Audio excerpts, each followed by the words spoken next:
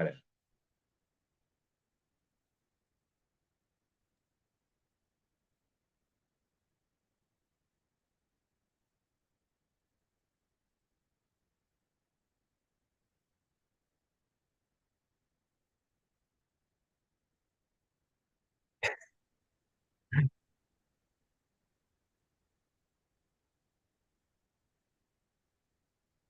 Hear me now. Can people please confirm in the chat they can hear me now? Hello. Yay. All right. Sorry, coming back from Detroit, and I haven't actually streamed since here, so it was on the wrong bloody microphone. Sorry about that. Right. You guys know me. I'm Matt. That's Tom. Richard is here from UK Ravens. We've got a couple of people joining us, hopefully in just a few minutes. So thank you to David for subscribing on Tier 1 for his 26th month on Twitch. Appreciate you, David. And Dan Mack as well for your 7th month. Appreciate you guys, especially for telling me no sound. Hope you're all well. It's been a while since we streamed. We're just waiting for the other guys to come on before we start recording properly. But if you've got any questions, you know what to do. Just at the channel, and we'll get to them in due course. How you doing, guys? Oh, good. Yeah, good. Fun to be on. It's a bit of a almost everything's so full on leading up to the draft, and then it happens, and you're like, oh, okay, cool. I guess we wait until people start hitting each other again. So it's a little bit like a dead period. You get all that awesome content from different people after the last few days of the draft, and it feels like it was 3 weeks ago rather than kind of 10 days ago. It is absolutely mad. You get like more information than you get in like 3 months of off season coming on, but it feels like if you stream more than a week after the event, you're like overdue now, like it's old news. And it's like we could talk about this for literally months and probably not run out of things to talk about. Yeah, and it all goes so quickly as well, doesn't it? You know, rookie mini camps have already started. Yeah, it's insane, and someone's got signed already to the I was going to say the Cowboys, but that's not quite right. But there's been a few signings off the back of a rookie minicamp already, which is just like, what? Mile Marker asked me how the sunburn is. I'm still peeling, which is not ideal. Like, I never Which thought... day is this from? It was 28 degrees Celsius on Thursday, Friday, and part of Saturday in Detroit. It was 7 degrees when we arrived. And then in 3 days it was 28. I couldn't believe it. Mile Marker also says You cooked for all of the days as well. It's not like it was one particular day. You just sat there baking, turning into I was going to say a squashy, but that's a very UK reference. So I mean, my girlfriend said to me, given that it happened over several days, could you not just go to a Walgreens and buy some sun cream? And I was like, I don't know why that never occurred to me. It's really bad. But yeah, I was in a bad way with that, but never mind. At least I didn't get sunstroke. I think a couple of people were suffering out there. But I really. never thought I'd go to the Midwest and just absolutely bake. I know there's probably just me, but I'm like, well, it's next to Canada. I know it's going to be cold when we arrive. I'll be fine. I don't know. Yeah, I mean, wouldn't expect it this time of year, would you? Mm. I'm reliably informed that is Michigan weather this time of year. It will be um, translating for the Americans, but what, 50 degrees Fahrenheit or less, and then 85, and that's just entirely Really? normal. Um, Geordie said next to Canada Law is technically north of Windsor. Indeed, it's one of my favourite. One of my favourite little things to say in terms of towns. It's the only town in America where you have to go south to get into Canada, which is just great. I don't know if there's technically somewhere in Good fun. Alaska where you can go south and you get into America that way. No, hang on, Alaska's Let's America. claim That's no. yeah, that works. Yeah. Let's just claim there isn't. Yeah. Let's just claim it's only. I mean, obviously you've been back now a little bit. What's it been like adjusting to the UK rather than the glory of Detroit out there? Real life sucks, and being on vacation during the draft when it's a party atmosphere absolutely rules. It was like Christmas. It really was just like Yeah. or Glastonbury or something. Just a festival of everyone in good cheer, determined to have a good time. It was the best. And my only regret is that it didn't last longer. So I think one of the really awesome things as someone who was obviously stuck here, not living the dream, was not only were we hearing from you guys how incredible it was, but basically every piece of media coverage was positive. Even from the people that probably would have loved to have taken more shots about things not going to plan. Just it looked like the event was organized fantastically. The crowd was obviously out of this world, but just everything was so positive and exactly what people from the city have been talking about for years. I mean, it felt like from the outside, it couldn't really have gone much better as an event, which is just super cool to see. yeah, it felt like that there too. I mean, Richard, did you get that vibe as well? Did you think the event went well? Because obviously, we all know that Detroit has a little bit of a rep, whether that's fairly gained or not. But it seemed on the ground that it went well. Yeah, it just seemed to me that everyone's having a ball. Um, no, no real issues from the broadcast. It did seem as though Cool. I was getting notifications that people were saying that the UK feed was jumping out at crucial moments, but that might just be Lions related. I didn't have that, but admittedly, I was in Sweden for day 3. So, day 1, day 2 was absolutely fine from my side. Well, as a Baltimore fan, they normally go to a commercial when we're on the clock. that seems to be the thing. I'm just making sure that. Oh, hang on.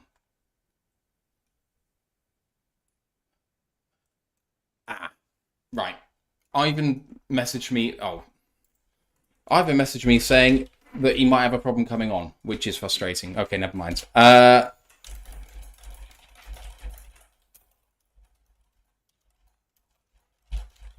Okay, Ryan's going to come on with us, and then we'll have Sean at 8 o'clock. So we'll just crack on. Ryan's coming in now, and then so Browns, maybe we don't talk about them, which is no loss. Nobody needs to talk about the Browns today. I was quite looking forward to the Ravens versus Browns. Yeah, I thought that might be quite. Who got the better draft? Yeah. Well, that's classic Ravens turning up in the big moments. Rich, for you, how because obviously historically the Ravens have been such a strong drafting team franchise. How big a part is the draft in your NFL calendar? Because obviously for a lot of Lions fans up until the last few years, the draft was kind of in inverted commas the Super Bowl. But I think a lot of us obviously are passionate about the draft. We love the draft. How I learned the game. As a Ravens fan, is the draft still a big event for you? Even though often you're picking down in the late 20s and beyond. Yeah, definitely. So we've got like a big sort of Ravens WhatsApp and various kind of spin-off groups, fantasy leagues and things like that. And talk of the draft dominates the off season. Obviously, once we've got over the horrendous disappointment of messing up in the playoffs, which seems to be our MO recently. So once all the crying is finished, we start to talk about the draft. I think we're very proud of our draft record. Obviously, a young franchise, but we got 2 Hall of Famers in the first two picks ever. So there's always an awful lot of talk. Used to be in Aussie Trust. That's moved on to DaCosta. Ravens seem to have an MO of trading down a lot, and this draft was actually quite weird in that we stuck at every single pick and there wasn't a single trade. So there's always a lot of. This year was dominated. Are we going to trade out of the first round? Is somebody going to come up for a 5th-year option? So yeah, really good talk. Some really knowledgeable people on there. A mix of opinions. You all right, Ryan? Sorry, that came in an inopportune moment. How you doing, Ryan? I'm good, thank you. Evening, Al. How are you? How is everyone? Good. Very well, man. Right, we're going to go live now, Ryan, on the audio, and then our Chargers guy, Sean, who I think we've all met before, potentially, or it depends whether you're on the draft show with him on or not, but he I don't know if he does still now, but he used to be one of Steve's colleagues at NFL Scotland, writing for the Chargers. So, Cool. yeah, he's a good bloke. He'll be on in 15, 20 minutes or so. So we'll go live, talk Ravens, and then I've got some, like, considering the state of the division and how the Steelers, Bengals, and Browns drafted. And then when our Chargers guy comes on, basically doing the same thing, and then all just kind of roughly chat about the Lions pick still after we've slept on it a bit longer. How do we still feel? And then open season to just talk about whatever you want to. Any thoughts? Sounds great. Cool. Thanks to OnePride47 subscribing to Tier 1 for his 13th month. Says, let's go. One Pride World. Draft, free agency, contract extensions, Lions are the bar. Appreciate you, man. All right. Let's get on with this. Recording in progress. Welcome to another edition of the Roar of the Lions UK podcast, episode 269, Jake Bates, No Matter What. My name's Matthew Turner alongside Ryan McCluskey, Tom Wilkinson, and guest Richard representing the UK Ravens. We're also going to be joined by Sean from the LA Chargers in about 20 minutes' time. How you doing, boys? I'm good, Yeah, thank great. you. Honoured to be on. But unfortunately, I think Lions fans have to prepare themselves when Jake Bates doesn't sign for the Lions and signs elsewhere because he'll want a better chance of kicking. There's going to be enough tears to fill whatever the closest river is flowing into Canada, because I'm just not buying it that he's automatically going to be staying in Ford Field. But a lot of people have already seen like it's just a formality. I completely agree with you, Ryan. He's going to have his pick of teams. Right. Have you heard about him, Richard, at all? Because he's a big thing in Michigan at the moment. Sorry, what was that? So the kicker, Jake Bates of the UFL team, the Michigan Panthers, he's made a habit of hitting 50 and 60 plus yarders, especially to win games in the UFL. And everyone's fawning to... Obviously, kicker is kind of sorted for the Ravens, but... Yeah, it's almost like the kicker timeline's different when you've got Justin Tucker there. I think you've on the wrong end of Justin Tucker a couple of times. Yeah. But, if you've got a kicker, making those kicks in game situations, albeit in a so-called lesser league, surely he's got to have a camp invite somewhere. Surely he's got to be on a 90-man roster because, you know that he can step up in the big moments. Yeah, we'll take anyone with a leg that can hit from, 52. I mean, we've had real problems with that sort of thing. But anyway, let me get into some preamble, and then there's a couple of bits of news on the Lions side, and then we're going to get into the Baltimore Ravens draft. So please don't forget to join our Discord channel. Really nice, healthy community of not just Lions fans, actually. So if you just want to chat football or basically anything, the link is in the live chat right now. Come and say hi. College football podcast on hiatus, but it is coming back. I know that Ant himself is just taking a few weeks off. He's prepping up the conference previews going into the summer so that you guys know what's happening for the upcoming college football season. That will come back in about 3 weeks' time or so, so look forward to that when it comes. Please don't forget to hit the like button on the episode. Would really appreciate you guys doing that. And to also follow Lions Nation Unite. Herman Moore just dropped a great breakdown on Ennis Rakestraw on their channel, so go and check that out on the YouTube channel. And otherwise, feedback form and merch store and all that sort of stuff. You know what we go on about. A couple of bits of Lions news. Brian Branch spotted in a boot with a scooter for the foot in the Terrion Arnold pictures recently, which is slightly worrying news, but hopefully we're far enough out that it doesn't affect him too much. And the Lions are not expected to receive any compensatory picks in 2025. Despite losing Jonah Jackson and Chauncey Gardner-Johnson for big money, they lost 3 qualifying players. They gained 4. That cancels out, which means the Lions don't get any comp picks. All right, let's get on with this. We have got a great guest on to talk about the Baltimore Ravens. Richard, why don't you just introduce yourself to the folks who obviously won't know, because you haven't been on with us, that they may not have seen you before. Tell us about your story into the NFL, why the Ravens, all that good stuff. Yeah, hi. So I think I probably came into the NFL like a lot of people in the UK. You're flipping channels on a Sunday evening, you come across the NFL. I ended up playing a bit of Madden off the back of that. I think I first started watching in around 2011 at the time. Ray Lewis was the absolute heartbeat of the Ravens. And I just really liked the physicality of how he and the rest of the team were playing. And I think, just got stuck on the Ravens a little bit. Thought they had quite a cool nickname. So that was really how I started supporting them. And probably was just a casual fan for the first 3 or 4 years. And then as time has gone on, just got more and more obsessed with it.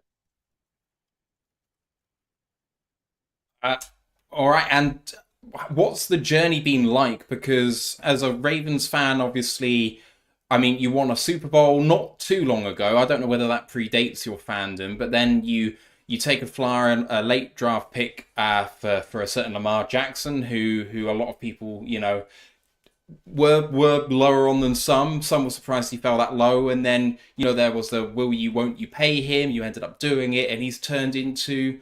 I mean, I feel like this year he really turned a corner into a passer and someone who's actually respected as a passer more than just being a runner this year. Yeah, so I did watch that Super Bowl, but it was very early on, and I can't say I probably enjoyed it as much as I would now. To be honest, it was one of the first games of American football I probably watched all of the way through. I was rooting for the Ravens, but I wasn't a hardcore fan. It's been good. I think the one thing the Ravens, they are very clear that they want to put a team together to compete every year, and it's nice having the confidence. I think as a Ravens fan, you feel confident that you are going to get into the playoffs every year. Unless something goes wrong. And obviously in recent years, Lamar has had a couple of sort of injuries that have caused him to not be able to finish the year off. We haven't made playoffs, but every year Lamar's been healthy, and we have, so that's been nice. It's been a frustrating journey. I think 2019 we absolutely dominated the NFL, and unfortunately, the Titans beat us in the playoffs. But I feel like we've beaten ourselves more than anything. Even this year against KC, that was a very winnable game. There was, a fumble over the goal line that should have been a touchdown. So I think as Ravens fans at the moment, we're all a little bit scarred in that we don't expect our team to turn up in the big moments. And I think that is the big knock on Lamar. It's not just about Lamar. There's been a lot of questions asked about game planning from Harbaugh. But we have to find a way to get over the line. We're too good a team not to get over the line. Yeah, boys, what do you feel about the Ravens? Any questions before we dip into the draft just about their season last year or anything else like that? I've always viewed the Ravens as perennial underachievers. Last year's like the sweethearts, the darlings of the regular season, but then coming unstuck in the postseason, like it's very frustrating, like losing to say a Ryan Tannehill led Titans. Like those kind of things should just never have been happening, should this? It's really frustrating.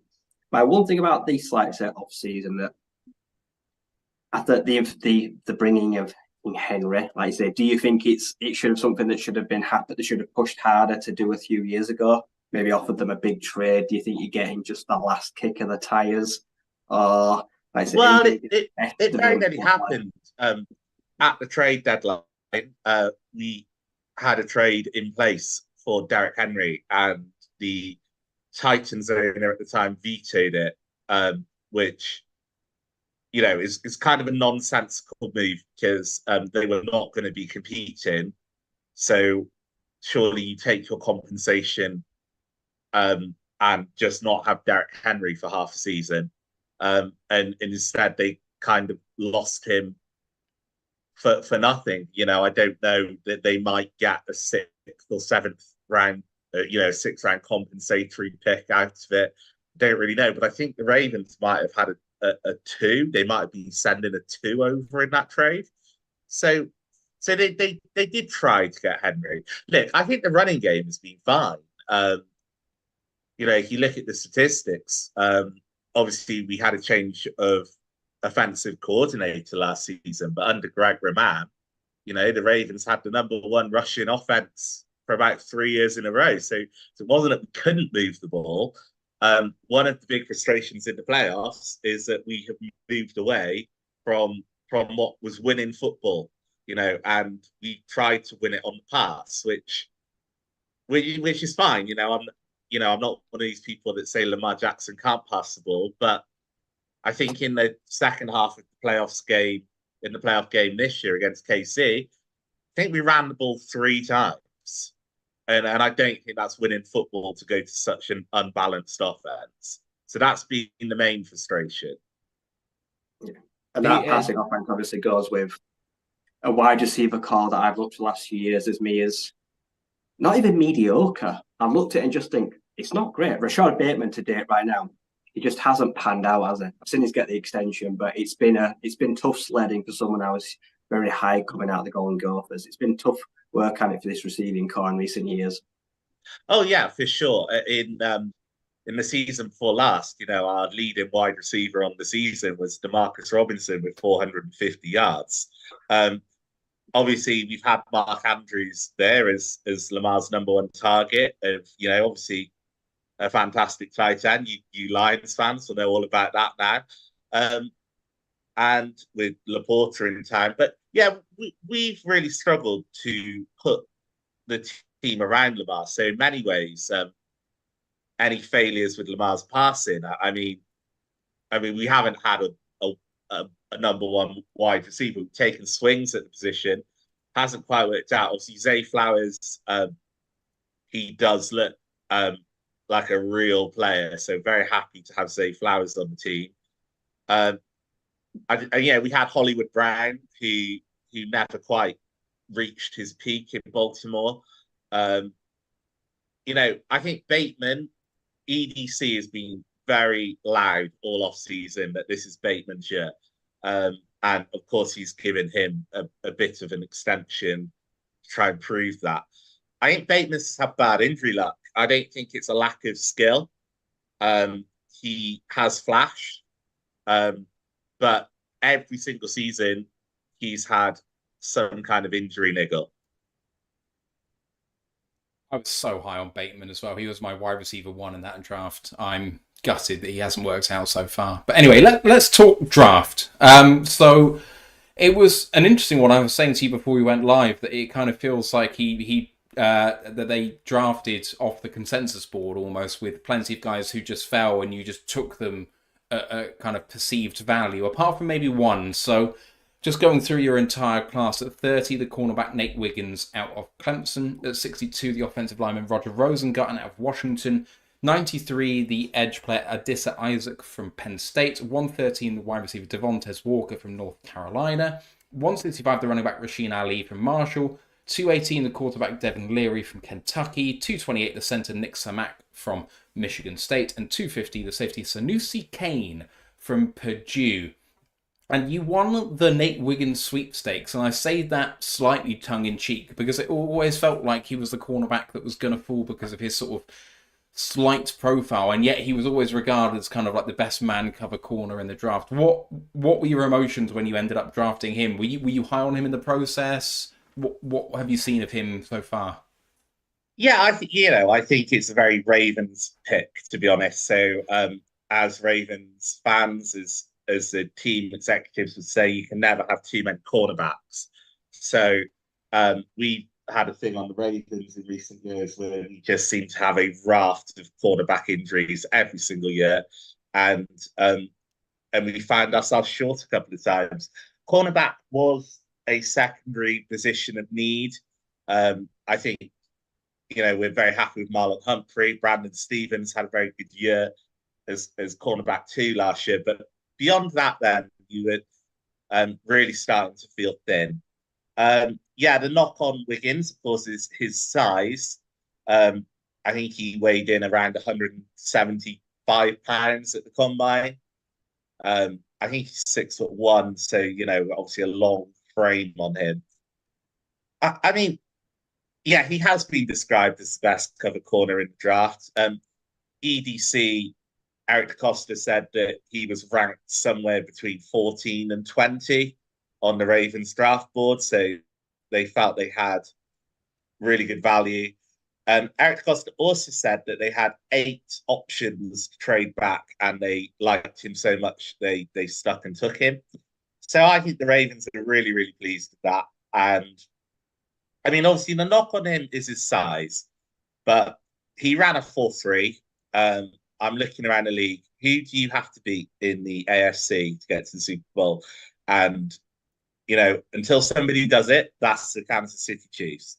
And the Chiefs drafted Worthy with a smaller frame to play wide receiver. He ran a 4.3.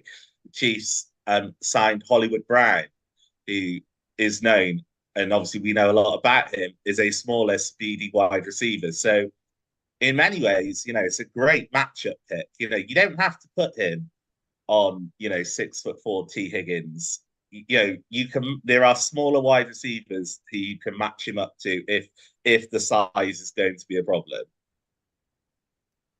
What about the rest of your class then? I'd kind of listed them down, but what's your feeling coming out overall? Are you pretty pleased?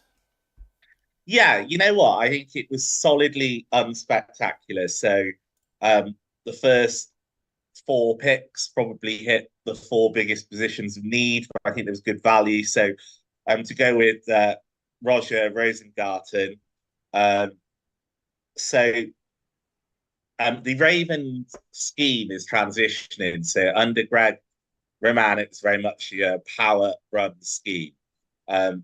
We now employ Todd Monken to be the offensive coordinator, who wants to run, more of a zonal blocking scheme. We've made some moves towards that this offseason. So offloading offensive linemen like Kevin Zeitler, Morgan Moses, who've given us very good service, but perhaps slightly bigger, slightly less athletic. Rosengarten fits the profile for what we need. There was potentially a trade in place with Kansas City. And of course, 1 pick later, Kansas City picked Sua Mataya at tackle. So that's going to be an interesting comparison over the years. Really happy with the pick. I mean, playing for Washington, I don't think he gave up a single sack all year, which is particularly impressive because his running mate at left tackle was Fautanu, who, in another interesting parallel, went to the Steelers in the first round. So that's going to be really interesting. Who got the better tackle, us or the Steelers? But also, obviously, Penix being a lefty, Rosengarten was on the right side of the line, but was technically protecting his blind side. So even more impressive not to give up a sack. So yeah, I think talking to Ravens fans, that is the favourite pick of the draft for most of us. And we were desperately hoping for a tackle at that point, and we got a tackle. In the third, there's some interesting parallels all over this. So Adisa Isaac in the third, a reasonably productive pass rusher from a big school in Penn State. Now, it's all a bit of a family reunion in the outside linebacker room, because obviously we selected OA a number of years ago. We just activated his 5th-year option. So he was a Penn State guy. We also took Ajabo, who unfortunately we haven't really seen him work out yet. He's obviously came into the league with his Achilles tear and suffered a knee injury and never really made the field last season. But, Ajabo and OA went to the same high school. So that room will have a real family feel to it. And hopefully they can all get onto the field and play the best. So, another kind of position of need hit. And, you can never have too many pass rushes, all right? Devontae Walker, very interesting fourth round pick. So I don't know if you guys are aware, like really done over by the NCAA. So I think he tried to transfer school and they basically then suspended him for half a season because of that. So lots of people saying that would have been a potential second rounder had that suspension not happened. So he's a fast guy. Interestingly, the only guy in college football last year to catch a ball past 20 yards on Nate Wiggins. So I think they'll be interested to get battling across training camp this off season. So, we're always optimistic with our wide receivers. We've taken a lot of swings at them. Traditionally, we haven't been very good at drafting them, but Zay Flowers bucked that trend, and hopefully Walker will play a role for us. And then, so I think the first 4 picks went amazingly. We double dipped at cornerback. So guy TJ Tampa. Yeah. Now he's a real intriguing one, and that was an absolute. Well, it was a value pick. So TJ Tampa was kind of hovering between 50 and 55 on most of the big boards, and I think we took him somewhere around pick 160. So people were very happy with that. His knock, though, he ran a very slow 40, which is why he fell. But hopefully, one of those guys who's a bit slower in pajamas than he is in pads, because he only gave up 1 touchdown in his last 900 snaps. So, the play on the field is there. This is whether he can translate that to the NFL. Sorry, do slow me down if I'm going a bit fast. I'm just trying to go down the list. No, that's absolutely fine. Because we've got Sean coming now as well, and I know we've only got him for another 25 minutes or so. I'm going to just maybe cut Ravens chat a little bit short and then wheel back round once Sean and we've all talked Chargers for a little bit. But, I mean, by all means, talk about the last few picks briefly, and then we'll wheel around to Sean, and then we'll wheel back to the Ravens afterwards. Yeah, that's totally fair. So, I think the last few picks, late round dart throws, hard to get too excited. I mean, we've got ourselves a backup quarterback, so I think, hopefully save ourselves a bit of cash on that front. Every dollar counts as Lamar Jackson pulls Eric Costa, EDC. We've got ourselves a running back. You can never have too many running backs in the room, and obviously a position where your late round dart throw can tend to have a real impact, hopefully learn behind Derrick Henry. We've got a center from Michigan State, so hopefully he will make the team to be the kind of last offensive lineman on the roster. And then our last pick, Senesi Kane. Well, we've had some success with late round safeties recently. People like Washington and Chuck Clark actually coming in the late rounds and making real impacts on the team. So hopefully Senesi Kane will be the latest guy in the line. So yeah, very pleased with the draft. I thought it was solid, not spectacular, but it just sets us up to keep rolling into the season. And let's talk some Chargers. All right, yeah. Thanks for that rundown, Richard. And like I said, we'll wheel back to that because it's a really interesting draft of just people who fell that you took, especially in those first 4 rounds or so. Sean, welcome back, man. How you doing? Good. Thanks, guys. How are you all? Good. How was your draft experience? Good. I guess it's maybe fitting that I'm talking Chargers after we've been talking Ravens, given that the Chargers are becoming. I'm hearing lots of Los Angeles Ravens recently with obviously having Jim Harbaugh and Joe Ortiz across. So, but yeah, I think maybe in the same vein as what Richard was saying, solid for the Chargers. I think they had a lot of holes to fill and did a pretty good job. I think came away feeling relatively content, more so than a lot of past ones with Tom Telesco and Brandon Staley. So yeah, I think good overall. I'll have to wait and see, obviously, product on the field, but yeah, positive draft and kind of good free agency so far as well. So, as I mentioned to you on Twitter, I think the Chargers are just of interest generally to Michigan-bound fans because of the new head coach. What do you make of Jim Harbaugh so far? Because sometimes I listen to him and I think, that's a guy I just want to follow. And then sometimes I think, you're almost a meme of yourself, if you know what I mean. Do you know what? Some of it is very like that. Apparently, he's still living in an RV somewhere in Los Angeles with next door to Greg Roman. So, yeah, I think it's a definite change. You know, I think the last Chargers head coach that had anywhere near the reputation that he does was possibly even like Marty Schottenheimer, and that's way back in the mid 2000s. So it's a real change of pace.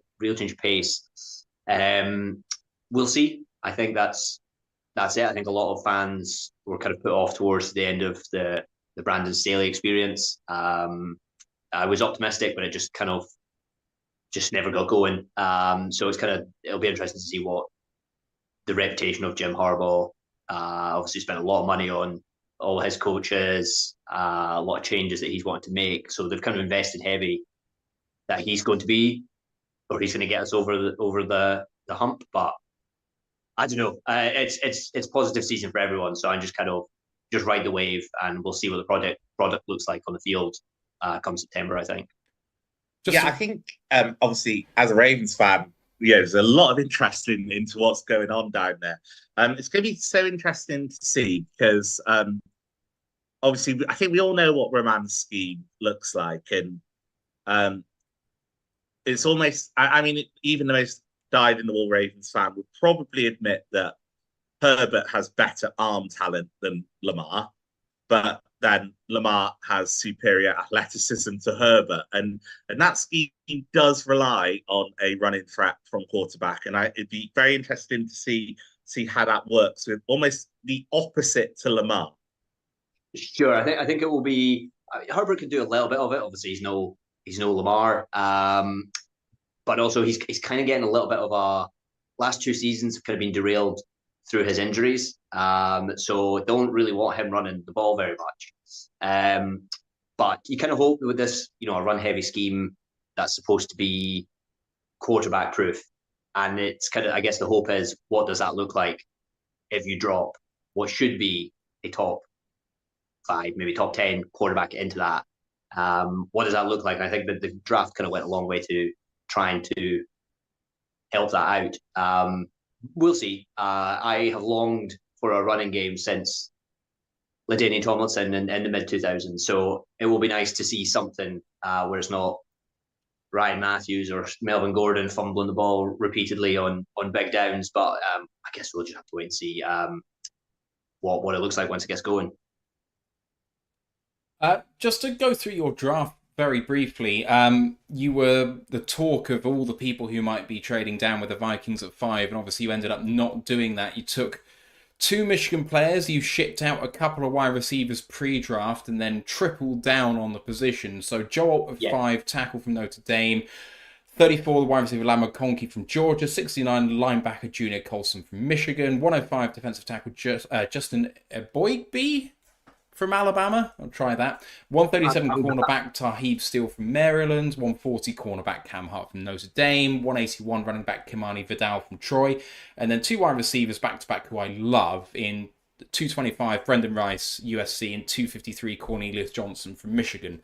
It seemed to address a lot of need, and yet I think you might have 3 of my favourite wide receivers in the draft. And to get Joe Alt to go along with already the fact that you've got a really, really good left tackle anyway. I mean, it's a lot of strong players.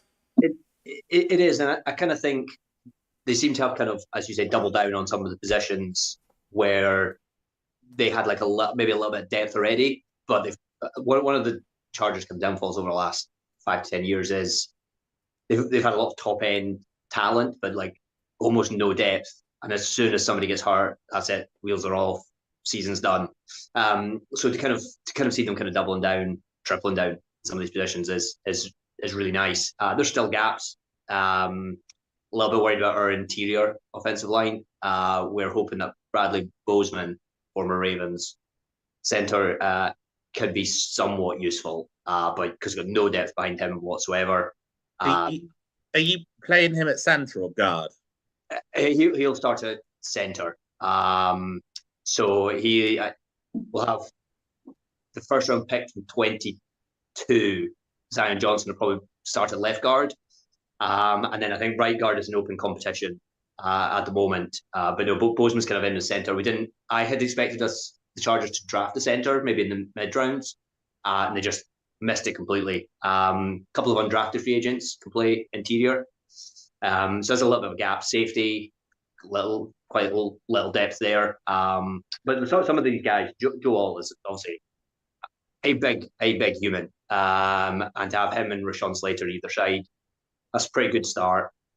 And I think hopefully one of the three receivers hits the ground and does something productive. It would be nice if all three did. But in the last couple of days, we've obviously signed DJ Shark, who's obviously well known in these circles. And we've talked to Marcus Valdez-Scantling, which is not my favourite move ever. But, I think they're trying to do a lot of pieces in that room without the top talent of Keenan Allen and Mike Williams from past years. So I think they're just trying to plug gaps where they can. I think Valdez-Scantling, he's the kind of player you're going to need in Roman's scheme. Really important to be taking the top off the defense. You kind of need another safety out of the box. It's just whether he can catch. Yeah, because kind of the part that's missing from the wide receiver room and has been for a long time is kind of deep speed. We've got in the past we had Keenan Allen, who's obviously great underneath, and Mike Williams, who you just throw the ball up and he won't get it, but we're kind of missing deep speed. So maybe rather they had slightly better hands than MVS, but I think at this point, you want as many bodies in that room, as many darts as you can get, and just hope one or two of them get to close to 1,000 yards. Because I think in a Greg Roman scheme, it's going to be a lot on the ground, so you can get a couple of receivers that do something productive.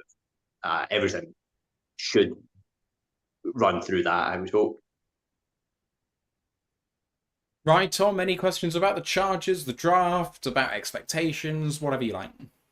Just quickly on Joe Alt. So it feels like one of those immediately obvious after the fact picks, because obviously some people were talking about Alt, but there was lots of talk about the receivers.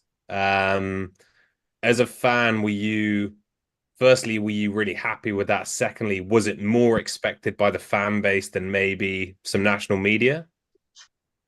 I think deep down it was inevitable. Maybe I just wanted to not take part in that at start. When you're sitting at 5 and there's 3 tremendous wide receivers, I wanted Arizona to really, throw a curveball and not draft Marvin Harrison Jr. But I think deep down it was always going to be Joe Alt. And I think that the thing that afterwards has really kind of cemented that it was the right thing to do was the fact that they came back in the start of the second round, traded up, and got Lad McConkey. I think if you look at it and say, if they'd done it the other way around and gone Rome Odunze, who I liked at 5, what tackle do you get at 34, or what guard? And it's probably pretty slim.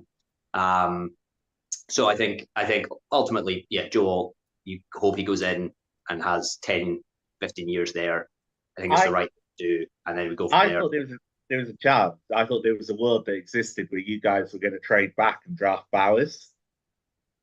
Do you know what? I think the thing with the Chargers, I think because they had so many holes, literally anything wouldn't have surprised me, to be honest. I would have loved Minnesota to have thrown 11 and 23 and next year's first at us. I would have loved that, but I think they were always Joe Alt. The way that Joe Ortiz and Jim Harbaugh were talking afterwards, he was the top player on their board for the whole time. And I think if you can get surefire right tackle. Even if he's having to switch from left tackle, I think if you can get him for 10 years in their kind of scheme, he's a big boy. He'll shift people everywhere. I think it's kind of inevitable, and I think Chargers have a bit of a history of kind of flaming out on these kind of picks in the first round. So I think go for the safe thing, get as much out of them as you can, and then triple down on wide receiver, hope one of them hits, and build it from there. Yeah, I was a big fan of what he did. Big fan at the start and at the end, because Kamani Vidal, I know Troy Trojans very well, a workhorse back. I think you'll get a lot of rookie production out of him. And for me, out of all the three receivers, the best pick I think was Cornelius Johnson. I think he'll have the best rookie year of all three of them, to be totally honest. Brendan Wright, I'm still not convinced of 30% of the hype if it wasn't who his dad was. I say if he had a normal dad that worked on a construction site and didn't have a lunchbox, I think there just wouldn't be that much hype, to be totally honest. But I wasn't surprised to see you draft a couple of Michigan guys. I can't imagine the Chargers fan base was that surprised either to see you pick up a few Wolverines. No, I think the surprise was that it was only two. I think there was obviously a ton of Blake Corum chat running back. There was, it was just how many would it be? We picked up a couple of undrafted free agents from Michigan as well, but I think Junior Colson comes in, fills a huge gap at linebacker. Remember when we spoke last year at the draft, we talked Dalen Henley, but he's not really. He was kind of hurt a lot and didn't really get a chance last season, so he might get more of a chance this year. But we were reliving the past days with Denzel Perryman back, so we definitely need the linebacker. Cornelius Johnson probably comes in, plays at the X position, which we don't. I mean, he'll probably compete with DJ Chark, but I would rather it was the young guy. But yeah, I think I think we kind of followed the Ravens model, which obviously Richard know quite well. A lot of our picks were pretty close to the consensus big board, which is a change from Tom Telesco. I don't know how many third round picks in past years we've spent on players like JT Woods, who just is an absolute flame out. And I think kind of this year, some of the guys hopefully will play better and get on the field tons, I hope. Well, obviously, no real surprise to see you guys follow more of a Ravens model. Obviously, your general manager, Joe Ortiz, who I wouldn't know for quite how long, but has probably spent the last 20 years in the Ravens building, was our director of player personnel for God knows how many years. And, so no surprise to me that your picks have kind of followed the Ravens mold. And you know what? There's worse franchises out there to try and emulate. Sure. I think I did enjoy that. Obviously, Tom Telesco, past GM, went to the Raiders, and then they picked a player in the third round who I think consensus board had about 150 picks later. And it's great to be on the other end of laughing at that. So yeah, I think it was a really solid draft. The free agency, there was obviously a ton of turnover of the players and of staff. And I think we just have to wait and see whether it pays off or not. I certainly hope it does, and I hope guys like Vidal, like Cam Hart, in the kind of late fifth round, whether these guys come in and make a difference. They've got plenty of opportunities, and it's just can we hit on these? Because in the past we maybe 2 or 3 every other year hit, and that's part of the reason that the Chargers have really struggled since. So I know the answer for Richard would be making the Super Bowl. What would be right now? What would you deem as a success for the Chargers? A playoff win, winning the division. What would be like the baseline? I think if I was being a real homer, you say a playoff win, if not 2. But I think realistically, I would like to see a lot of this draft class hit. I would like to see like a real identity form, and probably I don't see us winning the division. The Chiefs are the Chiefs, and it's blooming annoying for all of us. I think they'll be. I think if the Chargers could be kind of in that wild card hunt, probably kind of towards the leading edge of that, I think that would be a success this season, because Harbaugh has turned around teams in the past when he went San Francisco and Michigan, he got the teams up and running, but they're kind of, this year has been a big turnover for the Chargers. So I think being that kind of hunt, it's obviously a deep AFC. And then look, I think to come away going, that was really good. We didn't blow a 27-point lead to the Jags in the playoffs. I think that would be a success. Although Charger's going to Charger, so I'm sure it'll hit a speed bump somewhere. But yeah, I think to be competitive, to be in the playoffs, I think would be gravy, and anything more than that would be fantastic. If you want to get excited about your middle rounders as well, I would recommend going and watching Boygby and the Senior Bowl one-on-ones. I was watching Darius Robinson because obviously he was quite a popular potential guy for the Lions. Sure. And I was like, who is this guy? He keeps popping up in the one-on-ones. He was super impressive. So, sure. I think part of the reason that he kind of fell is he had like a couple of serious kind of neck injuries. Yeah. But I think he goes into our kind of interior defensive line. There's probably a lot of rotation. So if he can just get in that mix and do something on passing downs, like I think it's if you can hit on these guys and get them to produce in some way and not just be a total flame out, like that, you couldn't ask for any more. And we made 9 picks. 5 or 6 of these guys are producing. Doesn't matter where they came from, what their injury history is. If they can hit the ground and do something productive, I think all Chargers fans would be really, really happy with it, because it kind of feels the last couple of years have gone in the wrong direction, which is not what you want when you've got a Justin Herbert who's the bell's going to start. He's got his big contract, but it's not kind of come due yet. But that money's going to start racking up pretty fast. And I think now's the kind of time where we want it to be more competitive. So you kind of hope these young boys on smaller contracts come in and really make a difference.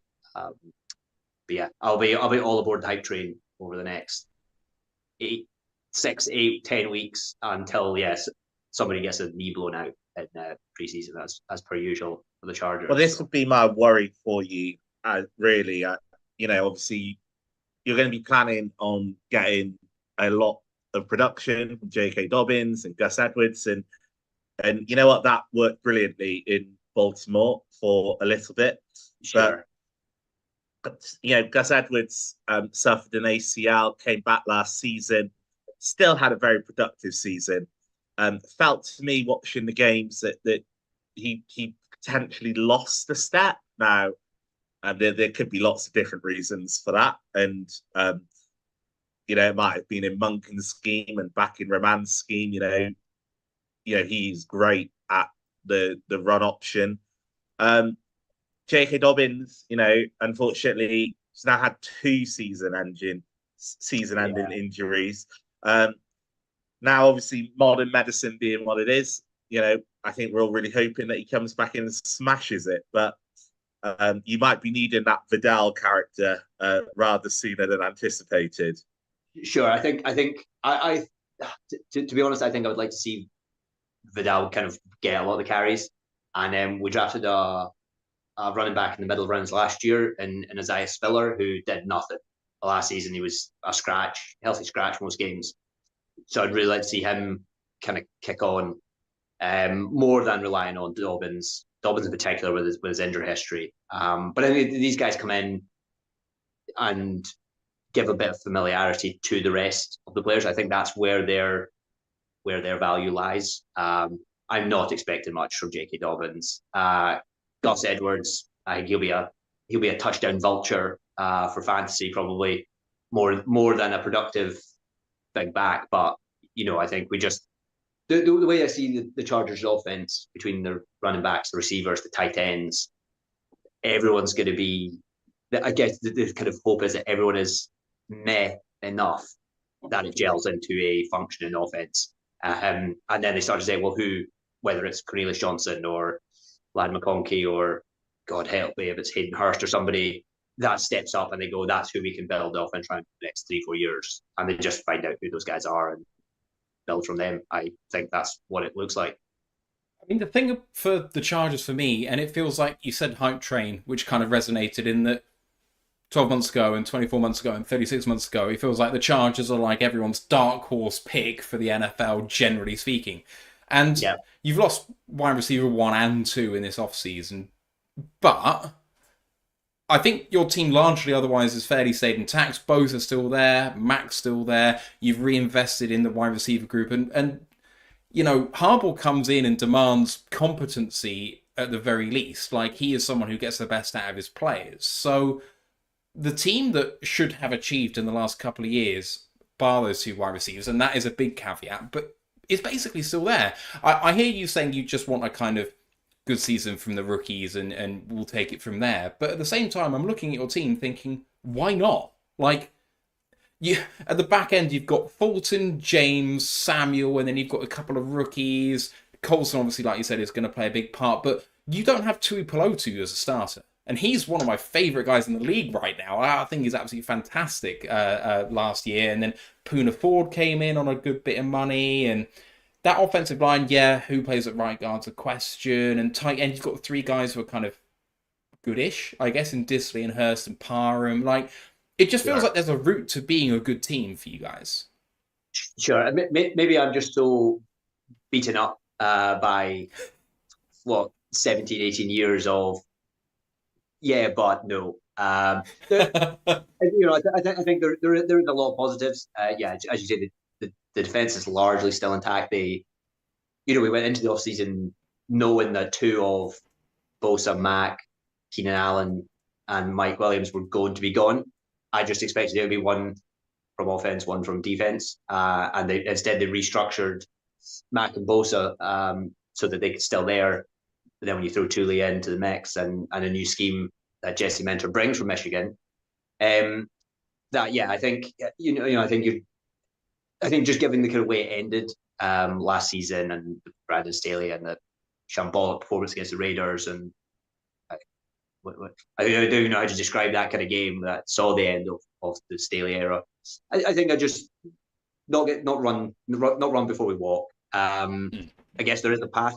As I said, when Jim Harbaugh came into San Francisco, they went from 4-win team to maybe it was like 11 or 12, and this is probably a better roster than that team was. So it's maybe not out of the realm of possibility, but you're in an AFC that has a lot of teams in that mix. Ravens, Bengals, Browns, Steelers, Dolphins, Jets. Don't forget, he was the offensive coordinator of that San Francisco team. Well, Greg Roman again. Greg Roman again. So we'll see. I mean, the dream team back together. Yeah, I'm excited to see what this looks like.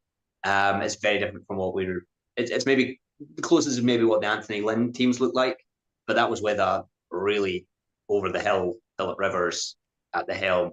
So it'll be interesting to see what it looks like. But I think part of my lack of cloudy outlook is that we have Patrick Mahomes in the division and Andy Reid, and they just will not go away. And I have to listen to them and Travis Kelce and by extension Taylor Swift all the time, and I just wish they would go and play in the NFC North, and you could all deal with it because the Lions have got their number, but the Chargers do not. We get the odd win in Week 17 when Mahomes is sitting on the bench, but we'll see. I would like to be more optimistic than I am, but I think for now we'll just wait and see what happens over the next 4 months until we get to the games, and then hopefully something.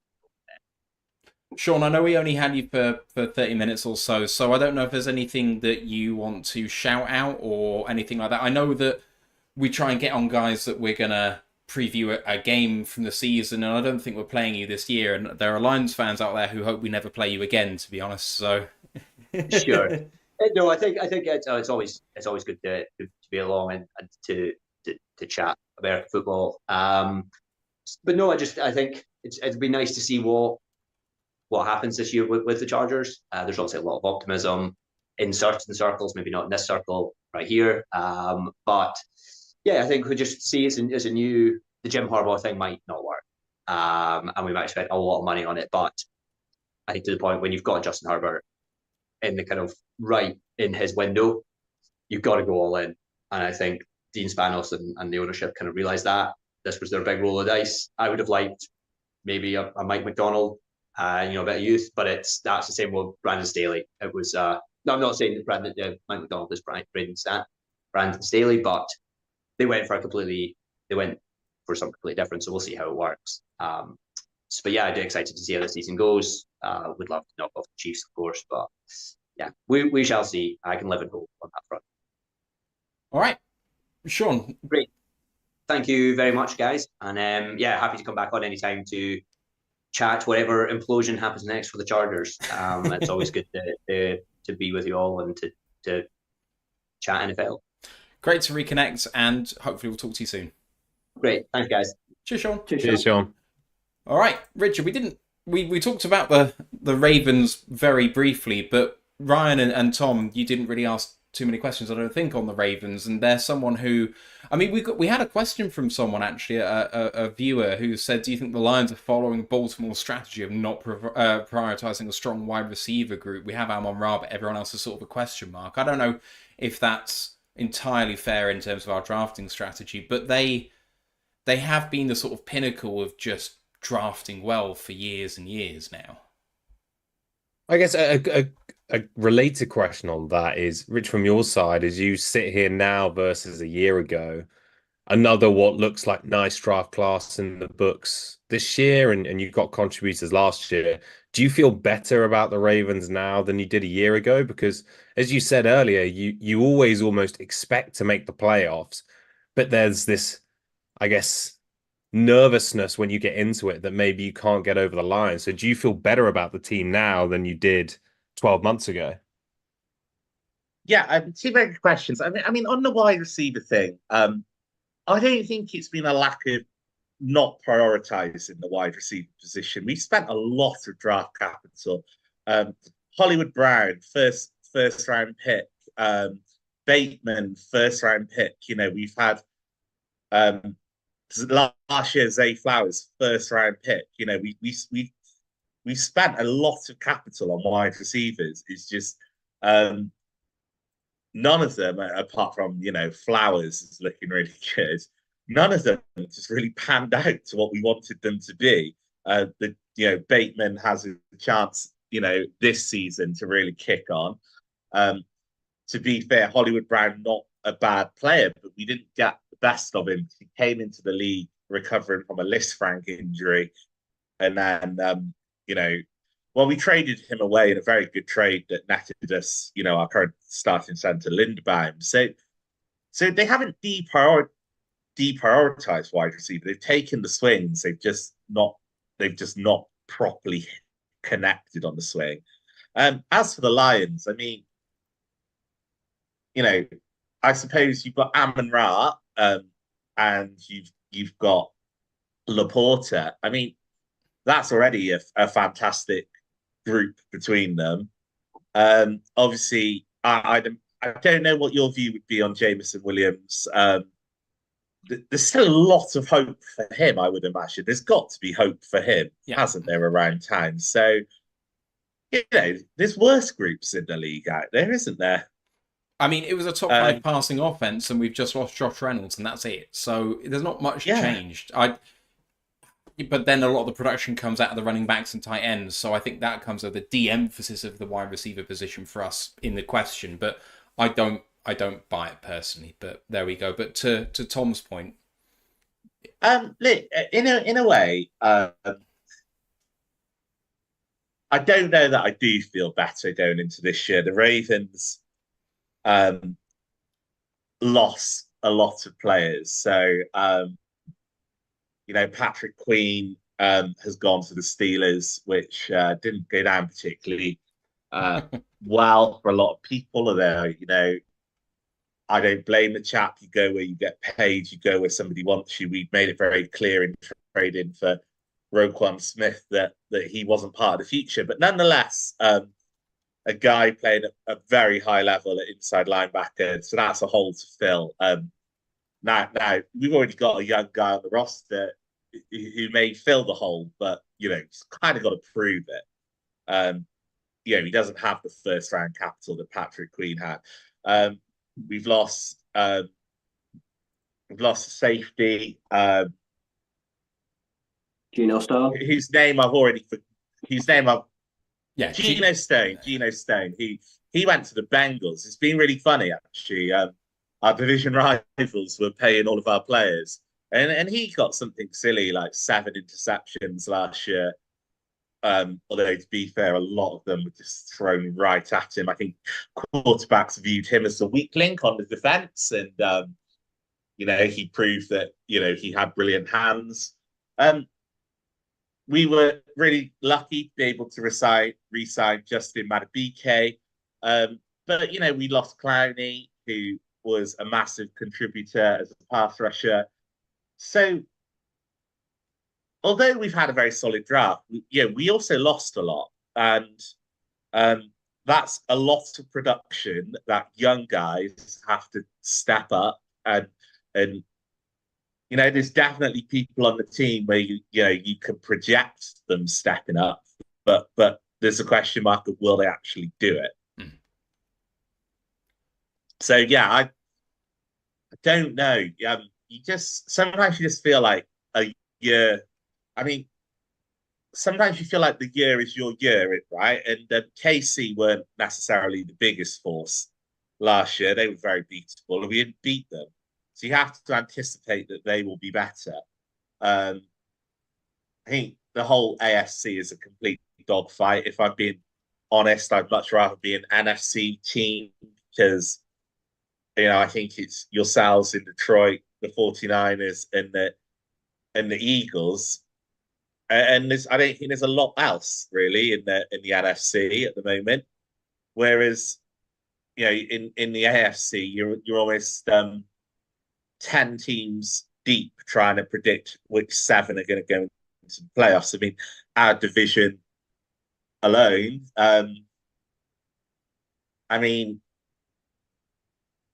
obviously Russell Wilson isn't the force he once was, but if Russell Wilson is the worst quarterback in your division and he's got an amazing defense headed up by TJ Watt behind him, that's a significant challenge.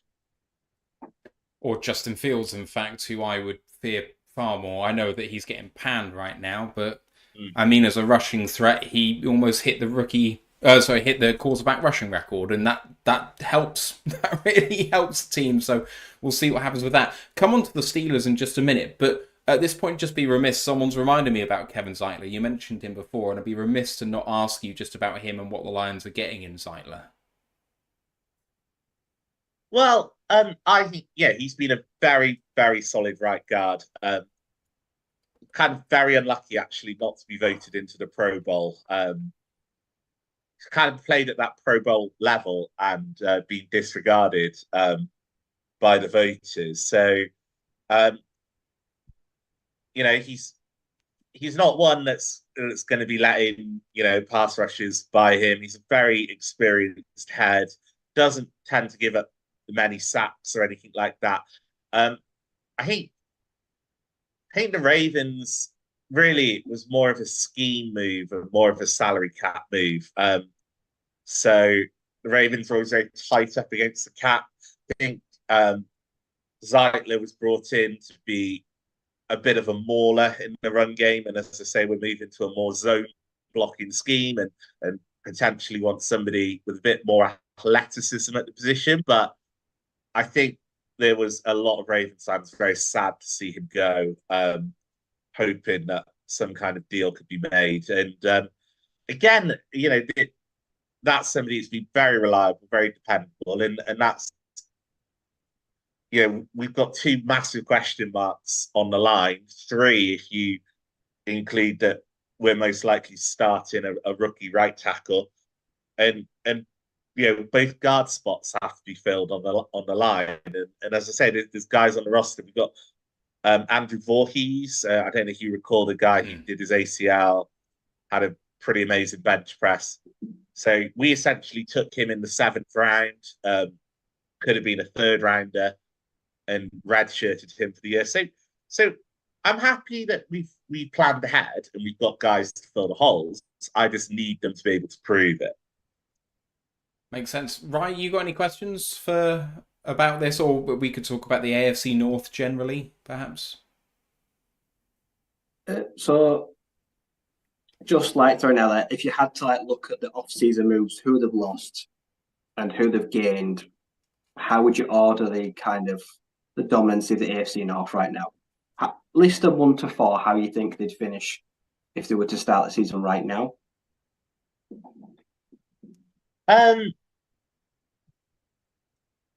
You know what? I don't think the Ravens defense is going to quite match up to the defense of last year. Possibly pessimistic of me, but the Bengals kept their offense together. Obviously, they're going to have some problems with Higgins next year. I don't think they'll be able to keep Higgins for another year. If Joe Burrow has a healthy year, I might put the Bengals on top. It's going to be a real dogfight between the Bengals and the Ravens. Ravens definitely number 2. As I say, you almost interchange Bengals and Ravens. I think it's the kind of thing they'll go down to the last week of the season. We might even end up playing each other on the last week of the season. So could be a winner takes all. I think the Browns will come fourth. I just think there's too many question marks at quarterback for the Browns. Look, obviously Deshaun Watson can play quarterback at a very high level, but I think the question is, he's got a fully guaranteed contract, and is he all that interested in playing quarterback at a very high level?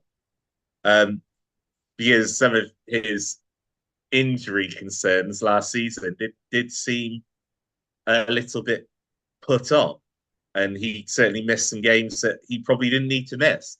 Now, Brand's got very good defense, but to be honest, I think every team has a good defense. I think the Steelers' defense is elite, and now they've got some quarterback play. Now, my big worry for the Steelers, and obviously be very, very happy if this happens, they have got Arthur Smith as their offensive coordinator, which presumably means that they're going to ignore all of their targets like Pickens and throw to whoever's like the 5th string on the roster. So I'd be quite happy if they did that. But the Steelers built an absolute wall in the draft. I think, well, they took a right tackle and then they took 2 interior guys.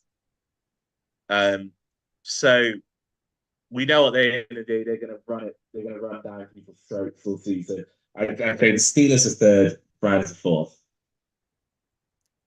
Steelers are funny, aren't they? Because, like you say, they built a wall. But I mean, it's my favourite draft, bar none, by a long way. I mean, just because they got both the Wilsons, and Roman Wilson of Poole, Michigan, so everyone on the stream probably knows him really well. I can't really believe he fell that far, especially since it was rumoured to be like Kansas City's favourite pick at 32 on the eve of the draft. Can he go first round? And he goes 84, which just seems ridiculous. And then Peyton Wilson has the quality of a first rounder, but he might snap like a twig at any moment and never play for you again. But if he stays healthy for even a season, it's like, oh man, this could knock it out of the park. Like, the way that organisation is built and the head coach does things, like, they're certainly a better team than they were last year, and they didn't have a losing season again. So where they can go is just... So it is the story of the division for me, what the Steelers could be or may not be. Yeah, I think the Steelers have been doing that for years, taking shots at wide receivers in the 3rd round, and you know, it seems to pay off for them. I just think for the Steelers that unless Fields and Wilson can really elevate the game, they might just be lacking a little bit in the quarterback room. And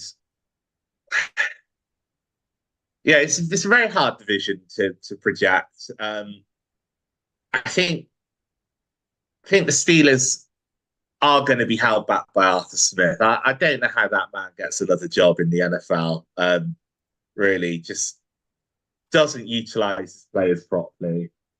And you know what?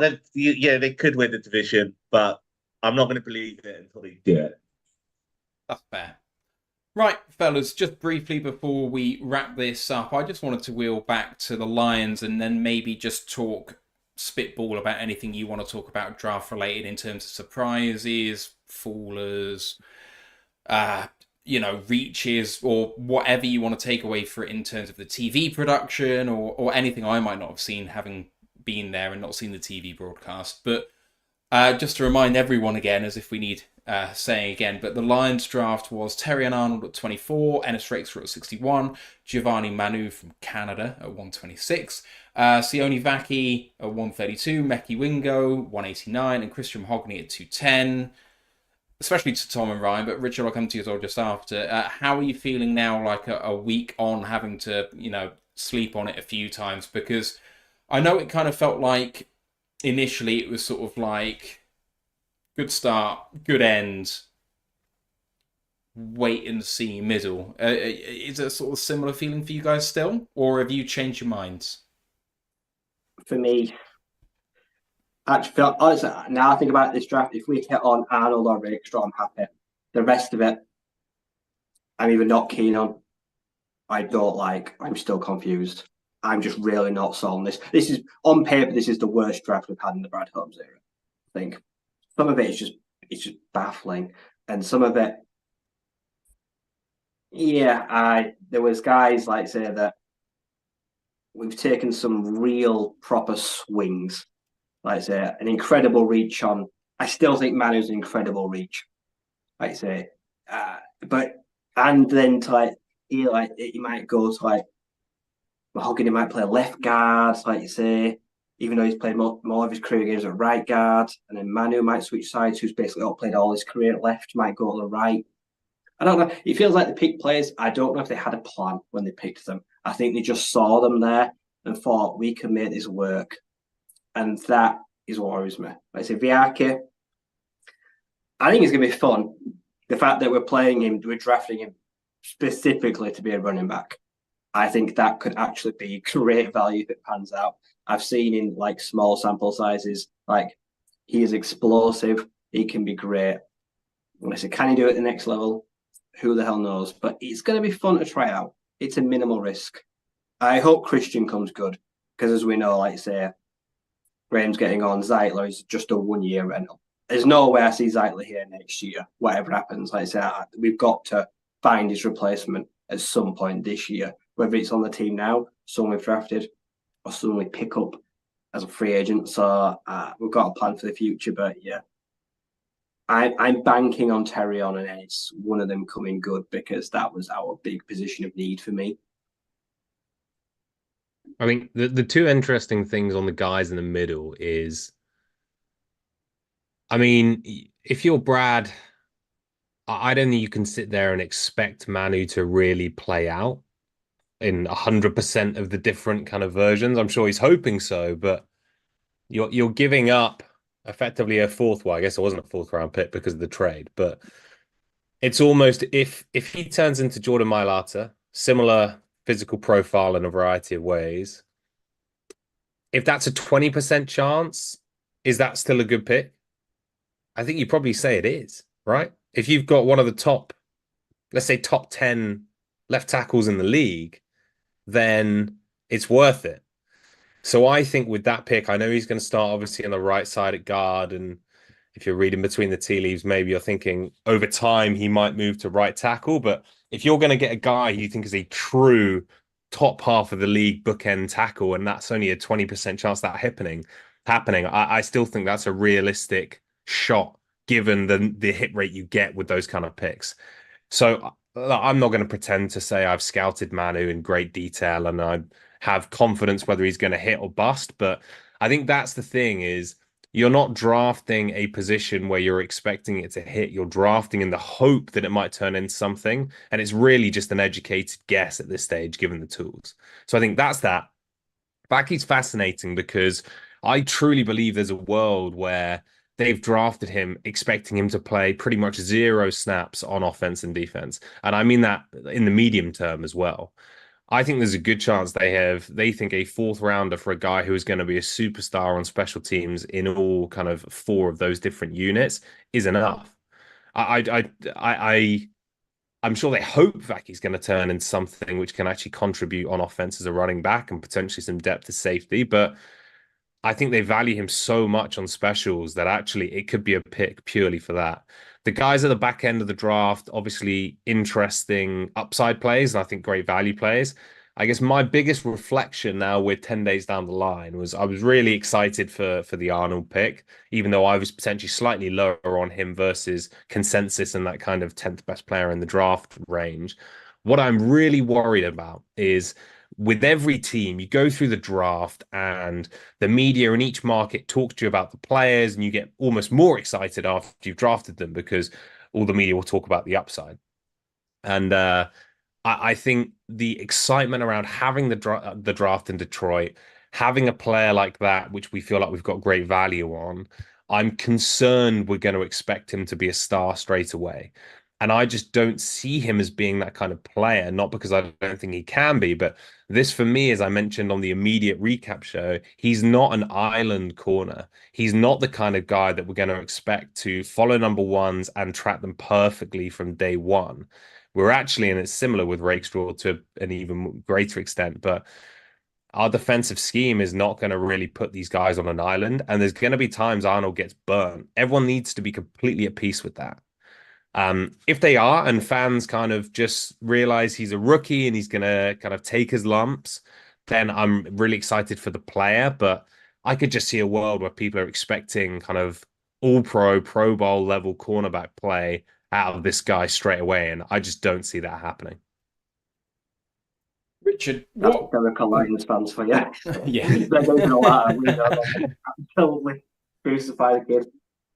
What have you thought of the Lions draft, Richard, and what have you thought about the Lions generally in the last few seasons? Because obviously it's a kind of rags to riches sort of story that's kind of unfolded in front of us.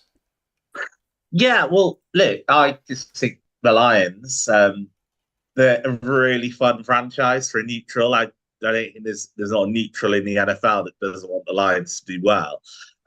Obviously, Dan Campbell, I think, he came on the scene and, said his kind of, we're going to bite their kneecaps. And I think, people kind of laughed at him a bit, but, he's really backed it up. And, I think, I just think you have to trust a little bit. I heard you say there's maybe a few reaches in your draft. Well, last season, everyone said the Lions lost the draft. Gibbs the 12th overall pick, and then you took that linebacker also in the first. Yeah. And obviously Gibbs is one of the most exciting young talents in the NFL right now. And I thought the linebacker had a decent season, didn't he? Yeah, Jack Campbell was fine, yeah. Yeah, so maybe you just need to maybe you've just all been burnt a bit too often in the past, and you need to trust in the new regime that they possibly know what they're doing because they've had the most successful Lions season for 50 years. And I really liked actually what you did. Double dipping on cornerback. Clearly a position of need for your team. You've doubled your chances of having a good one. As I said, from a Ravens point of view, you can never have too many cornerbacks.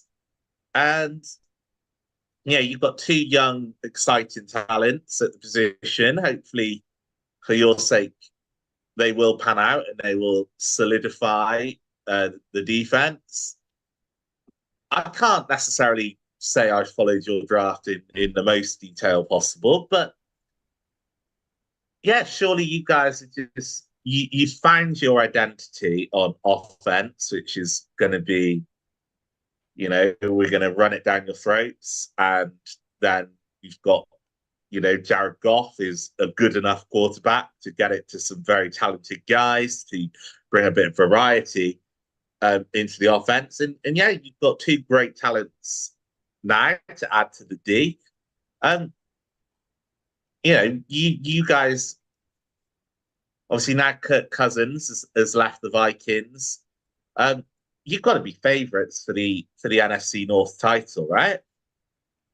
You'd hope so, but Jordan Love's performance down the stretch has some people thinking Green Bay might be up there as well, I guess. And I mean, some people are super high on Chicago. I mean, I can't get behind it necessarily, but I was one of the people high on Chicago last year, and they have improved. So it's going to be an interesting division. It's not the AFC North in terms of how strong it is, but I don't think it's too far away. I think it could be one of the most fun divisions in terms of it's a little bit unknown, like you say. I mean, the Packers are stronger. The Bears could be anything, honestly. It wouldn't surprise me if they were still if they got to approaching double-digit wins. It wouldn't surprise me if they got 4 wins, to be perfectly honest. And the Vikings, who knows? So I think it could genuinely be a really fun division. Obviously, rookie quarterbacks are normally entertaining, whether that's good or bad. So yeah, I think it's going to be a fun one to watch, but tough to say that right now the caliber is of the level of something like the AFC North, I'd say. Just to finish up, boys, any lingering thoughts about the draft? Anything that's kind of occurred to you in the aftermath of everything that's happened? So, like I said, it could be about the production of the thing. It could be any reaches that you've changed your mind on, or anything else like that. And anything which is occurring to you before we have one question, and then we'll sign off. Quickly on the production side, we talked about this before the draft as well, and it pissed me off even more because as they were kicking off on the NFL Network stream, they talked about everyone should turn their phones off and not tip picks. They tipped so many picks in the first round. It was a disgrace to watch. So if you're someone like me who likes to stay off Twitter and likes to be surprised, I mean, the Penix thing, how incredible would that have been? It was almost like the Jahmyr Gibbs moment last year. I was not expecting at all. And it was one of those jaw to the floor, have we just done that moments? The Penix one was tipped. It was all the chat 3-4 minutes before. And so you didn't get that moment of actually experiencing what was going to happen. And that was the case with like 3 or 4 other guys. So I appreciate that might just be a me thing and not everyone cares to that level. But the draft, I think, is one of the most suspenseful, parts of the year, given you spend the whole 4 months reading mock drafts and all this kind of stuff. But what's actually going to happen? So it pissed me off so much that on the network they talked about it and then just went and did it anyway. Yeah, I'd agree. It's very frustrating. You know, they need to ban it, don't they? Like anyone associated with NFL, they just need to make sure it doesn't happen. Obviously, you're never going to stop a random person if they've somehow got hold of the news, but yeah, anyone with real social media presence. I mean, I don't know how they do it. I mean, maybe they could like ban them from some press conferences or something. But I think with if you take about the coverage, for example, I'll just the Penix piece again, right? They talked about Penix for 3 or 4 minutes before he got picked with Ian Rappaport, obviously a big part of their coverage. Just move that to afterwards when everyone's like, whoa, what just happened? And then you get the info that's really helpful. Rather than just telling you what's about to happen is nowhere near as valuable. So it's not even like they need to change who's presenting what they're covering. They're almost just changing orders. That's the bit I don't understand. Like being that 3 or 4 minutes earlier makes all the difference. Like you're right, it ruins the tension and it just sucks. And I mean, even when you're down on the ground and Ash in my ear saying, they're about 4 picks behind here in terms of announcing where they are to what's in, and you can see what there is. And it's like, well, but they're trying to draw it out for adverts, but you still want to hear what the announcement is before everyone talks about who's going where. It does kind of suck. I don't like that part of it. And you can always as in if you go on Twitter, because I did this once one year foolishly, every pick is tipped like 7 or 8 minutes before. So if they wanted to ruin every pick, they can. And that's why I don't understand why they choose certain ones that they want to tip off. Because if they wanted to be right for every pick and be the first people, they could do it. So yeah, and anyway, it's my kind of mini little rant over, but it's so frustrating because it takes away what I think is one of the best part of the drafts of those kind of what the fuck moments. Any other lingering thoughts from you guys? I'm good. And Ryan showing his his opinion with that.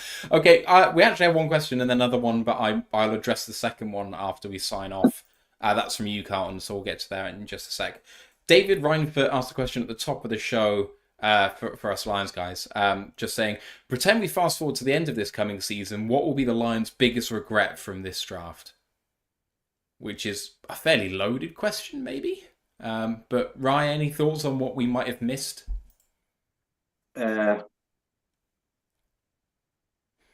Offensive line, not using, like, say, that Rackstraw pick for an offensive line.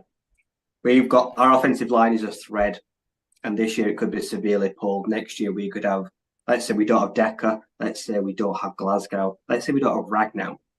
This team will crumble if we lose our centre next year. I think we live and die by offensive line. And if two of those pieces are gone next year, I would say we're in trouble. We will be in trouble in 2025, scrambling to find replacements. So I would have liked to use a rack of straw pick on a more surefire thing that can at least plug a gap next year. That's what I look back at this year and look at all of my offensive line picks and think, they're plug and play guys. That was going to be my answer too, but not because I think the Lions did the wrong thing. I think it's more just a classic revisionist history piece of it very easily. Let's assume, because he's a sixth rounder, we don't really get anything out of Mahogany. We're not expecting anything out of Manu. All we need is a few injuries. We currently don't really have a backup tackle. And everyone's like, oh, we should have been taking offensive line in the first round and the second round. So I think it will be, that's what we will reflect on and be like, oh, we haven't set ourselves up for success here.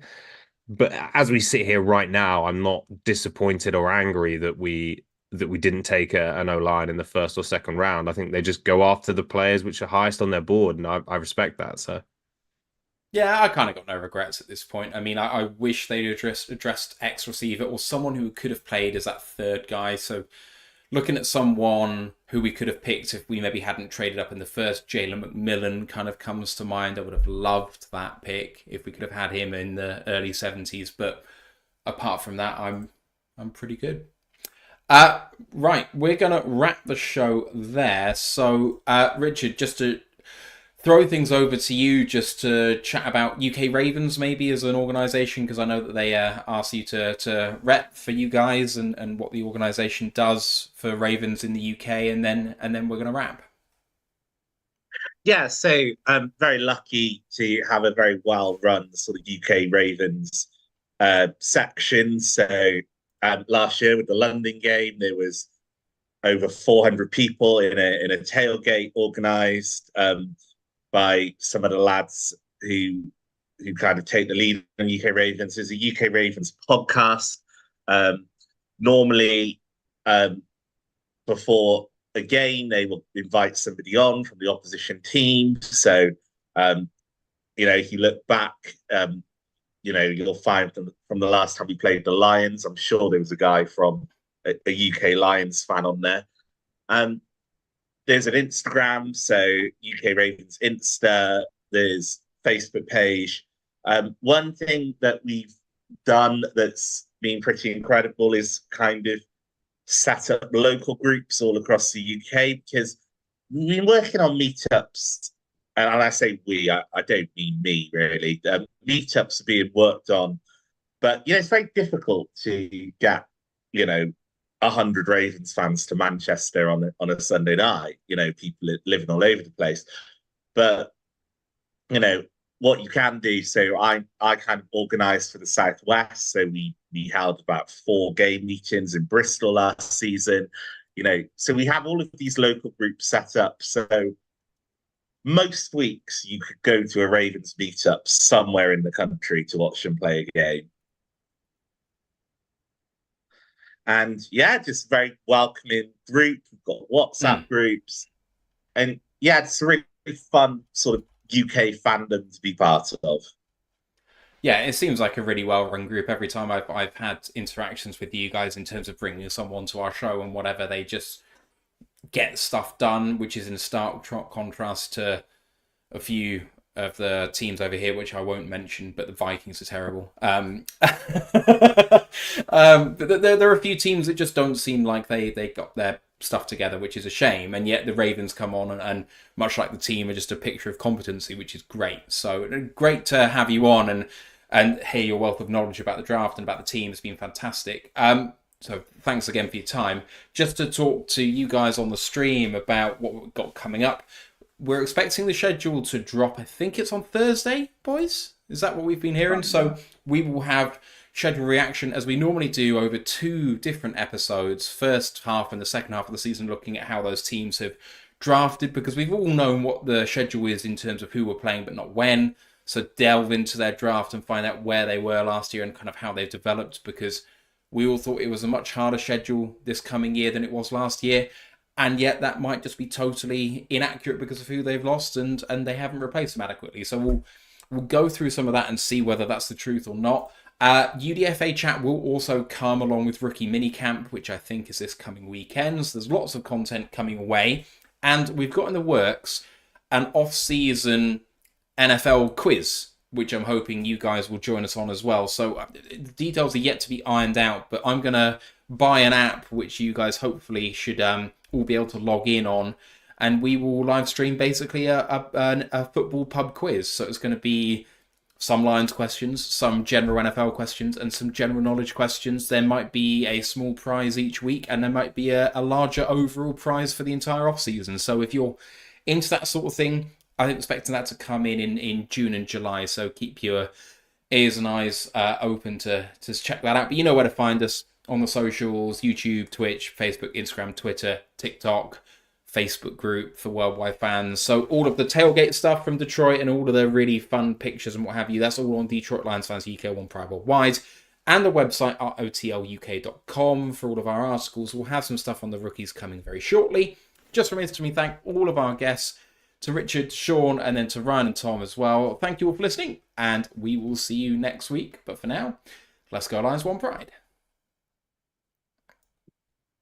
Recording stopped. And we had one other question as well. We're live still on the stream, but the audio's finished. Carlton Wood asked how, or any insight or stories from your CBS interview. So, Richard, myself and the person I went to Detroit with, I managed to wangle us a spot on the 6 o'clock news locally when we went out there, which was lovely.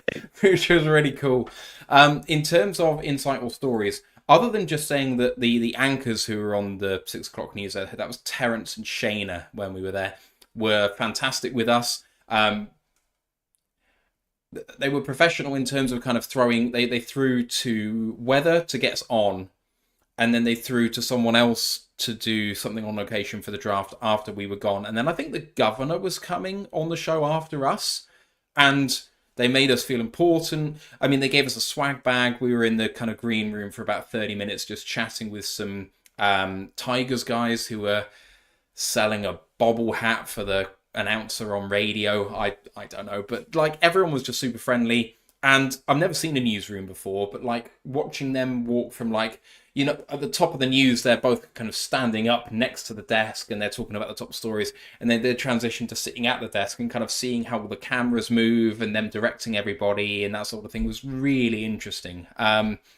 They did say, let's get you on again, and I got excited, but that was just I think that was just a word to make us feel good. But it was an experience, and one that I'll never forget. So yeah, that was really, really cool. I thought you guys did fantastically, for what it's worth, because obviously that's slightly intimidating, and I'm sure the heart was pumping a little bit. So I thought both of you came across really, really well. Cool. Because obviously the anchors are so polished that, like, by definition, it's so hard to kind of keep up to their level, right? I just thought you both were brilliant, so well done.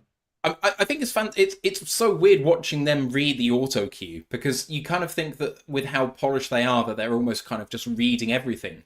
But apart from like some key words, they're almost left to kind of fill the gaps in. And I was like, holy shit, I couldn't make this as smooth as they could. Like, we've done this for 4 years and I still struggle with it sometimes. So yeah, that's just a level of polish I do not possess and will never. So that's fine. But yeah. Yeah, Richard, thanks again, man. That was really cool. No worries. Always good fun.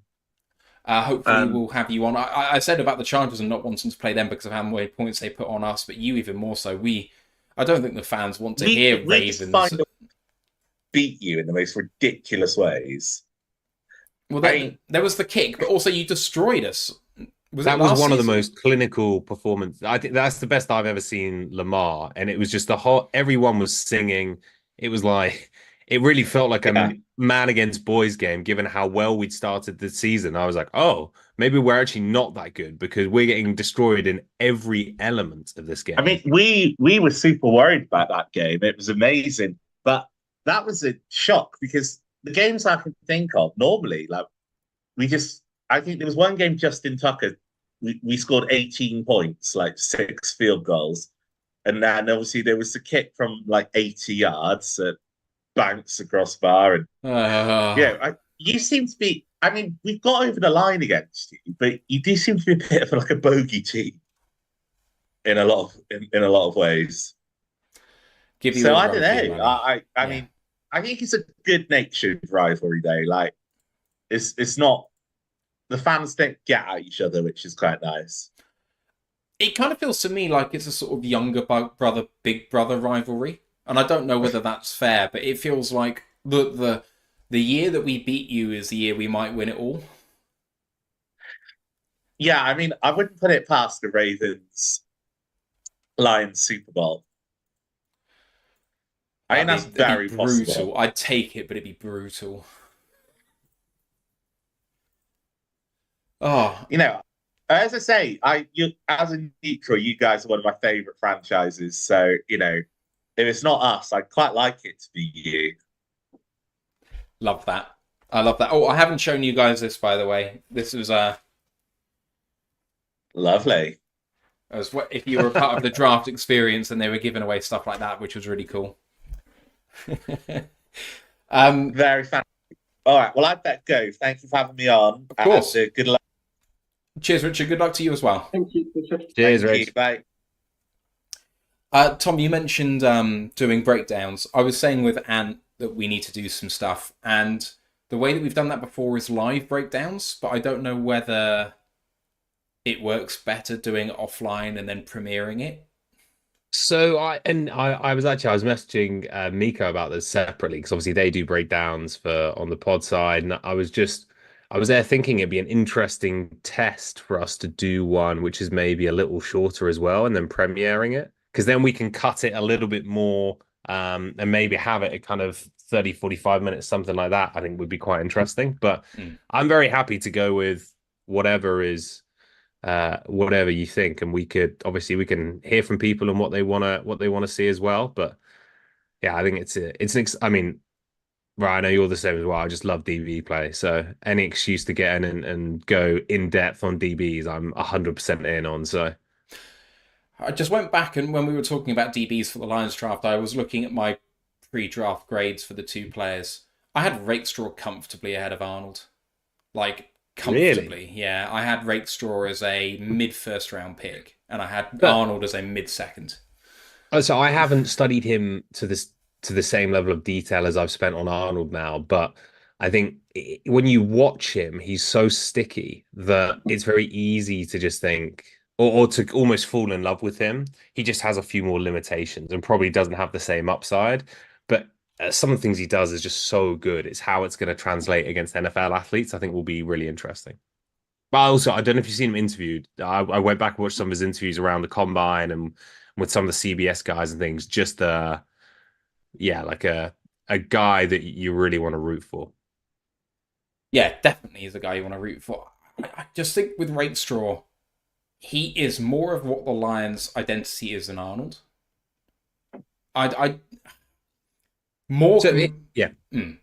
no, you go ahead. No, I was just going to say, Rakestraw, and this is probably going to be seen as a negative, and that's not it. Rakestraw almost reminds me a little bit of Jerry Jacobs with way more athletic upside, if that makes sense. So what people liked about Jerry Jacobs, he was always so limited in terms of frame, but also in terms of athleticism. Rakestraw, even though kind of perfect body type matches. They play the game in a really similar way. The difference is Rakestraw, I think, has much more athletic upside, especially in his hip. So he's way more sticky, but he's got that same mentality and attitude. Now, where they differ is I can't speak about Jerry's kind of ball production when he was at college and how much he turned the ball over. But obviously, we've seen in the NFL, he has made plays on the ball more than we've seen from Rakestraw. But in terms of their general kind of mentality, physicality, etc., that's kind of, it reminded me a little bit of him in terms of how he played the game. Yeah, I don't hate that take. I think I probably buy that. I think that Rakestraw's a bit more disciplined in terms of being a penalty machine. Like, I think when Jerry got too close, he got a bit handsy, and Rakestraw can be a bit like that as well.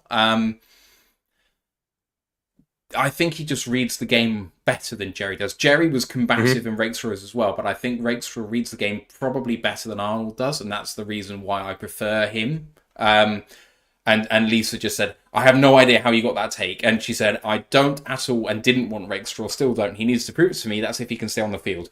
The medicals are the thing which dropped him for me at the end of it all. So that was my initial take. And then when it came to like the sort of day before the draft, I did have Arnold marginally ahead of Rakestraw when I reevaluated based on medicals and everything else that you heard. So it wasn't that I didn't have Arnold ahead come draft day. It's just that sort of when you have a look at the tape, the thing with Arnold, the selling point to me is that he's 21 and has a long time to grow, and he can probably get a couple of contracts in if he's happy here, and you're going to be delighted that he grows into an amazing player. But Rakestraw, I just think is better now. He sticks to people. I haven't seen someone, at least at the college level, be that sticky in a long time. I think he's what we hoped Okuda could be. Maybe. I think that's my best comp for him in terms of my hopes for him, is he could be what Okuda was meant to be. And these guys are going to have help over the top pretty much the whole time. The split safety schemes, you're not going to ask them to do too much, especially early. Like if Rakestraw gets on the field year one, I think that's a good thing. Just given the talent and not even the talent, the experience that's ahead of him. I mean, if guys stay healthy, I think he's going to struggle to see the field year one, and that won't make it a bad pick. But that's going to be when we get the from Jeremy, from Eric, the daily training camp observations pieces. I'm just going to be so dialed and wanting to hear everything that's been going on with the DBs, because there's so many of them. There's going to be kind of fun stories. There's going to be kind of bad stories and frustrations. But yeah, that's going to be cool. Cheers, Rai, for coming on. He's just heading off, so cheers for coming on. Funny that you mention Jeremy and Eric, because Pride of Detroit have just subscribed at Tier 1 on Twitch, 22 months, saying, hey, it's that guy from TV. And he also says, hopefully we'll have a platform for that. So, fingers crossed. It is interesting that you mentioned the cornerback depth, because there was a piece on Pride of Detroit by John Whitaker talking about the 53-man roster projection. And I think he had Emmanuel Mosley on the outside looking in, if I remember rightly. I'm going to have a look now. Yeah, he had Emmanuel Mosley not making it. So, it's an interesting take. I think he was going to be on the PUP, if I remember rightly, that he just wasn't going to be physically able to be on the roster, which, I mean, it's a long time since his injury happened now. So I don't know if that's fair. But yeah, but I would say the Lions, if you take the recent ACL, so obviously JMO and then Mosley last year, they have been pretty cautious with them. And I don't think when someone tears it again 2 snaps in, they're going to be overly aggressive and rushing them back. Now, the beauty is because they do have this extra level of depth now, although unproven depth, in fairness, I think that allows them to be even more cautious here. A lot of it will depend on how training camp goes, right? If they're not seeing what they need to, then you can look at bringing another kind of vet free agent in. But I think you can afford to put someone like that on the pup and give them the time to get ready. Mosley, he's so tough to evaluate. It's not quite the right word, but to kind of imagine in this team, because we haven't seen him on the field for 2 years.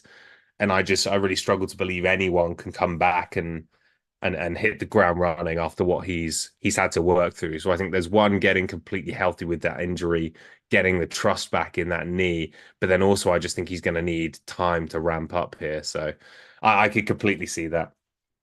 Lots of questions in about Gilmore, about Mosley and Vildor, and I just don't know. I mean, Khalil Dorsey's in there, and he's a big part of special teams, but is he making it just on that basis, or can the other cornerback 6 play that role? I have no idea. It really feels like Amik Robertson is the big loser from all of this. Not his fault, but he's not Carlton Davis.